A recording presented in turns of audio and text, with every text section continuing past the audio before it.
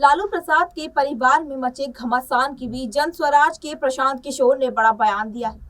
कहा कि हम गांधी को और अंबेडकर के विचार पे चलने वाले लोग हैं। हम उस हर व्यक्ति का समर्थन करने को तैयार हैं जो इनकी विचारधारा में विश्वास करता है। यहाँ तक कि हम भाजपा को सत्ता से उखाड़ फेंकने के लिए राजद का भी समर्थन करने को तैयार हैं। लेकिन इसके लिए राजद का मुख्यमंत्री चेहरा लालू परिवार से बाहर का हो। ये बात जन स्वराज पार्टी के संयोजक प्रशांत किशोर ने कही। वह शहर के मांडीपुर रोड स्थित एक निजी होटल में पत्रकारों से रूबरू थे। प्रशांत किशोर ने कहा कि लालू यादव पर परिवारवाद का आरोप सार्वजनिक रूप से लगाया जाता है क्योंकि उन्होंने न सिर्फ अपने बेटे बेटियों को राजनीति में बढ़ावा दिया बल्कि बेटे तेजस्वी यादव को सीएम कैंडिडेट घोषित तक कर दिया। वे यादव समाज का नहीं बल्कि अपने परिवार के लिए राजनीति करते हैं।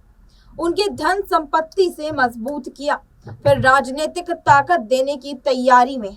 लेकिन तेजस्वी क्या परिवार के बाहर किसी यादव समाज के नेता को ही सीएम कैंडिडेट घोषित करें तो जन स्वराज पूरी ताकत से उनका समर्थन करेगी। पीके ने कहा कि प्रदेश में पिछले 35 वर्षों से समाजवादी पार्टी कहे जाने वाले ही शासन में है, लेकिन प्रदेश में अब वैसा समाजवाद आना बाकी है जैसा लोहिया और जेपी का सपना था।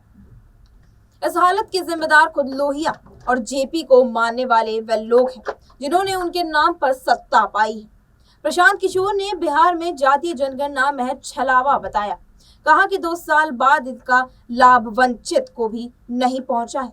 रिपोर्ट्स का जिक्र करते हुए कहा कि प्रदेश में एसएससी वर्ग से महज 3 तो एसटी से 5 और अल्पसंख्यक समुदाय से 7% लोग ही 12वीं की परीक्षा पास कर पाते हैं।